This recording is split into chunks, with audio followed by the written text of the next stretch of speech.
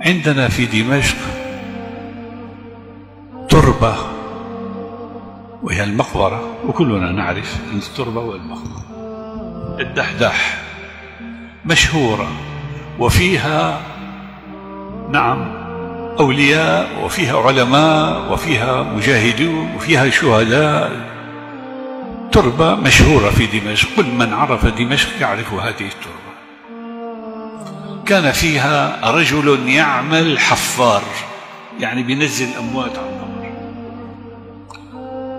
جاءت في يوم من الأيام امرأة وطلبت من الحفار أن يحفر لها قبرا. حفر القبر، وبعد ساعة جاءت الجنازة وليس معها كثير من الناس، يعني بضعة رجال. أنزلت الجنازة إلى الأرض، وفتح صندوق الجنازة، وحمل الميت ودلي في القبر، وكان الحفار في القبر تسلم الجثة وأراد أن يضعه في القبر. في هذه الأثناء ينفتح القبر ويصبح روضة من رياض الجنة. أنا أقول هذه حادثة واقعية وليست خيالا ولا من قصص ألف ليلة وليلة، وإنما قصة واقعية.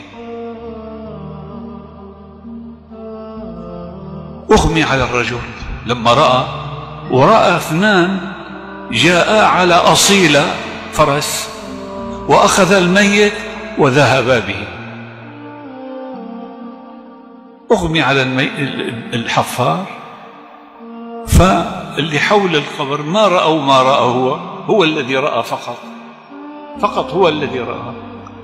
رشوا عليه ماء وسحبوا وطالعوه من القبر. كانت المرأة مضت. ما لك؟ قال له والله رأيت عجبا، رأيت كذا كذا كذا. سبحان الله. قالوا لعله هذا واهم، لعله كذا، وتركوا. مضت شهور، جاءت المرأة مرة ثانية بعد شهور وطلبت من الحفار أن يحفر قبر. حفر القبر، جاء الميت حمله ووضعه في القبر، ففتح له روضة من رياض الجنة، وجاء ملكان أخذاه منه، لكنه تجلد، ما أغمي عليه، وعلى طول خرج من القبر وتبع هذه المرأة. تعالي، من أنت؟ ومن أين، بأي مكان جئت؟ قل له يا رجل سيبني بمصيبتي. شو مصيبتي؟ قال هذا ولدي أصبت به، وكان قبله عندي ولد آخر أصبت به من أشهر. قال أنت صاحبة الرجل الأول؟ قالت نعم. ما لك، لماذا تسأل؟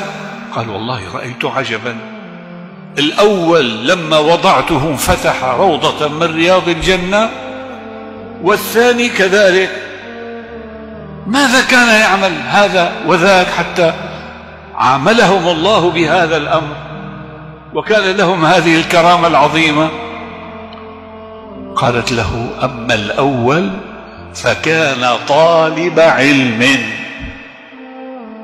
وكان الثاني يعمل نجارا ويقدم لأخيه نفقات طلب العلم، فكافأهم الله، طالب العلم ومن أنفق عليه بهذه المعاملة الطيبة. هذا الحفار رأى هذه الحالة وسمع هذا الجواب، ترك المقبرة ونزل منها إلى جامع التوبة، الجامع الذي نعيش نحن فيه. وكان الوالد وأبو الوالد وجده وأبو جده كلهم يعملون في هذا المسجد. كان جدنا هناك واسمه الشيخ سعيد البرهاني، جد الشيخ سعيد البرهاني والدي. جاء إليه قال له أريد أن أطلب العلم. قال له خير، أنت عمرك الآن 45-50 سنة، نسيت حياتك كلها ما قرأت العلم، الآن بدك تتعلم العلم، لماذا؟ قال لأنه صار معي كذا كذا كذا. قال له خلاص اتكل على الله ويلا ابدأ في طلب العلم. جيب الأجرومية، كانوا يتعلموا الأجرومية ويحفظوها ويتحفظوا متون وكذا، وبدأ واشتغل حتى صار من كبار العلماء. الشيخ عبد الرحمن الحفار من كبار علماء دمشق، وأسرته من بعده كلهم طلاب علم، وآخرهم الشيخ عبد الرزاق الحفار من كبار علماء دمشق. هذه القصة أنقلها لكم لأبشركم بأن طالب العلم هكذا يعامله ربه.